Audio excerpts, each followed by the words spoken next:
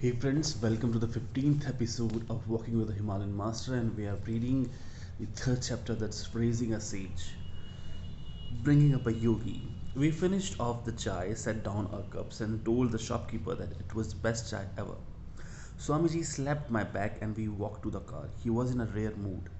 Over the 12 years I had been with him, I had learned when to speak and when to be silent, when to question and when to wait for him to speak. I had seen students after student make the mistake of trying to direct the master's agenda. I had watched carefully as they were politely directed to go away. Now I know that the mountains were playing with the yogi. He was joking and relaxed, ready for fun. I knew I could ask him just about anything. Swamiji, hmm, what kind of a kid were you? Justin, I was such a nuisance. I always wanted attention. I would often pester the meditating monks to play with me. Cave monasteries are not really the best places for children, you see, so I really tried everyone's patience. Once I urinated in the drinking water pot just to show them. I will never forget my master hitting his temples with both fists, muttering my karma, and then picking me up under one arm and the pot under the other and walking the 2 miles to the stream for fresh water. He, of course, became both parents to me. Justin, I tell you, at night when I cried, he would put on false breasts and bangles to make me feel like he was my mother as I lay next to him. Many times he rocked me to sleep, singing a little lullaby. When I grew a little, he assigned a young monk, Swami Sivananda Saraswati, to begin my monastic training. He had the patience to endure my tantrums most of the time in spite of my need for attention. I gradually became used to living among the monks who affectionately called me Bholi Baba, which means innocent sage. When I was 11, my master decided that I was far too gentle for my own good. The kindness of my brother monks had softened me too much for the hard of life ahead. So I was sent to a mountain monastery near Calapon for several years to toughen me. I was welcomed into the community and introduced to a young monk near my age.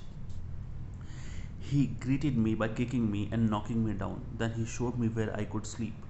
Each day I would bow my head with the greeting that I had been taught, and he would respond in his usual aggressive way.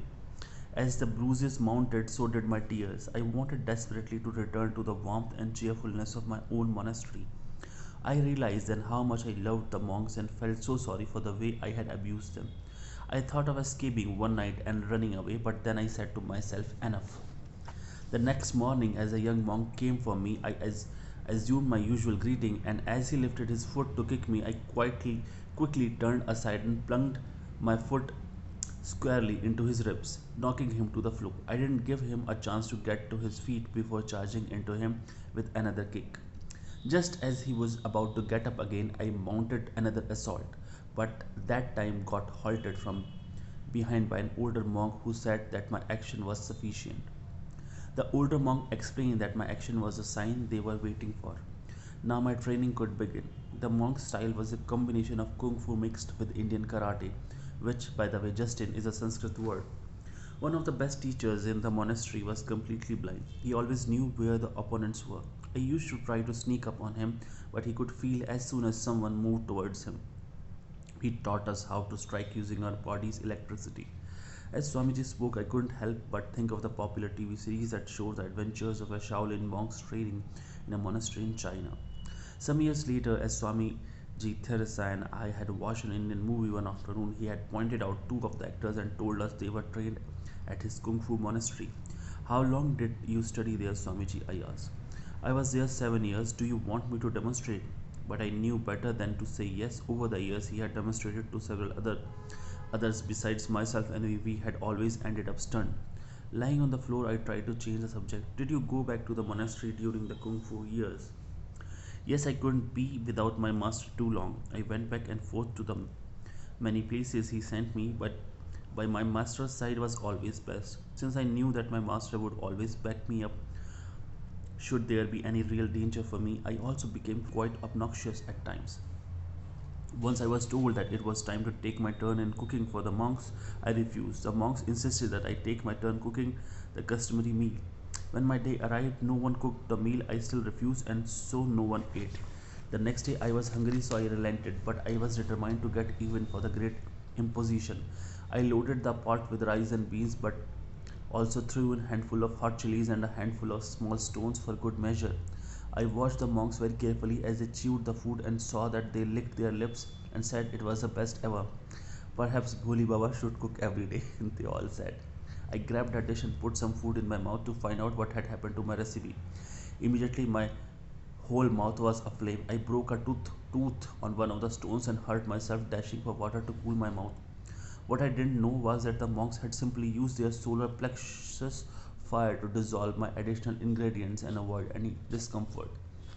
We stopped the car to take a stretch along the mountain path. Swamiji told me of his schooling. He had gone to various schools on the plains and managed to keep his resume for mischief intact. He had been repeatedly dismissed for insubordination. Justly, I was thrown out of all the schools, he said with glee.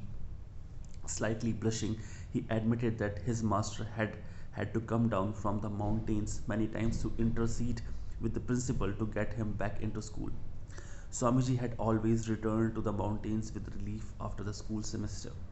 As I grew older, I accused my master of restricting my growth by eliminating city life. So he gave me some money and told me to explore as much as I liked. I went to the city and walked all around, but as the glamour wore off and I ran out of money, I came back to the monastery and turned the volume as high as it would go. I wanted the valley to enjoy the sounds. The monks complained that it was too hard to do their practice when I operated both players at once. My master called me over and quietly praised my selections of music but suggested that I could appreciate the songs more if I listened to only one at a time. He also thanked me with tongue in cheek for using the rest of my money to upgrade the monastery with the Persian rugs that now covered the cave floors. Next, I decided that it was time for me to become a big game hunter, not to kill animals but to catch and raise them. In the jungle, I found a baby elephant and brought it home. My master refused to have it in the cave but gave permission to keep it nearby on the condition that I care for its upbringing. At first, it was fun. The animal learned all sorts of tricks over the months. I took it with me to the village and introduced it to jalebis, and Indian candy. Under my encouragement, it developed quite an appetite for them. One day, while I was meditating in the cave, the elephant, now full grown, wanted his jalebis. I was not coming out of the cave, so it went down to the village to get the candy. The candy store owner refused to his sorrow. My pet was enraged and thrashed about, totally destroying the man's store. The animal soon became a daily burden with its huge requirements for food. My master warned me not to neglect its health, either become a zookeeper or give the animal to the village people. After I gave away the elephant, I got a bear cub. He became so dependent on me that I couldn't keep him out of my cell. He wanted to go everywhere I went. When he grew up, he became so fierce that as he prowled in front of the cave, everyone was afraid to come near the entrance. My master said he wanted to take me to some interesting places, but he couldn't not do so because my pet would scare people away. So I retired as zookeeper and decided that horses were easier to raise. I was given a bold Arabian stallion and trained it myself. No one could ever ride this horse because the moment they put their foot in the stirrup, the horse would buck and run away.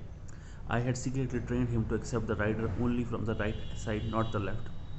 Years later, I played polo in England and always loved the ponies. Next, I got dogs. My favorite was a German Shepherd that I named Jackie. That dog would do anything for me. He once kept from the roof of a two-story building when I called him. I stopped him there.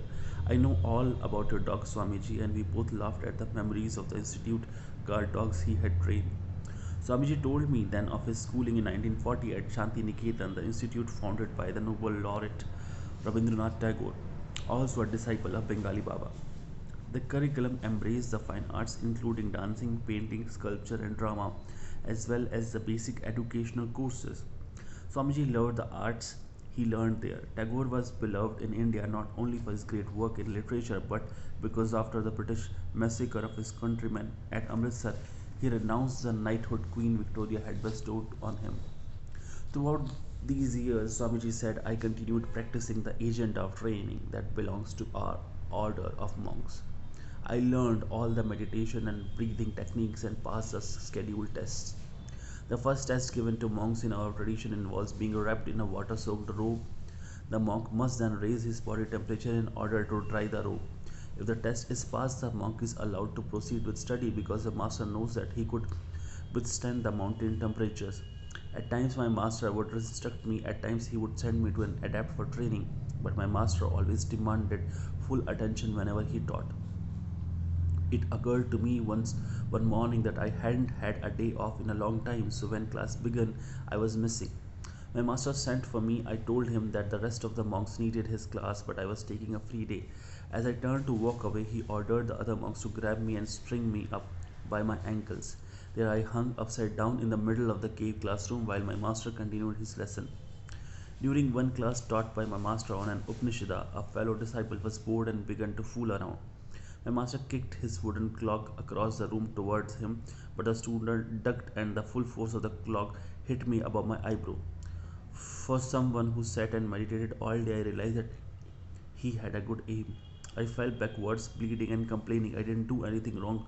Why am I being punished? My master answered, Karma by association. He felt sorry that he had wounded me and later apologized, but I still have a small scar on my forehead from that episode.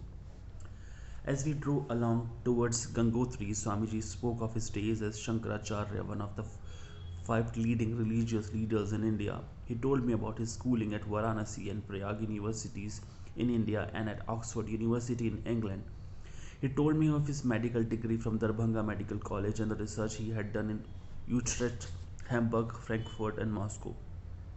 He told me of his brother monks who also went to Moscow to participate in parapsychological research. I was surprised to realize that I myself had studied and done research in some of the same schools that Swamiji had once attended. He reminded me that a few years earlier he had tried to send Theresa and me to Shantiniketan and Chandigarh before the politics of India had made that too dangerous. He would turn back to the curving view. These mountains are so powerful in their beauty, Swamiji. Yes, my heart is there. You see, my master took me everywhere in these mountains. Meeting his associates, we traveled from Nepal across the Himalayas and back into India, staying at all the famous shrines. Once an avalanche started coming down the mountain above us and would have buried us, but my master lifted his arm and the falling rocks and mud stopped in mid-air until we passed on the path. When he lowered his arm again, the avalanche continued.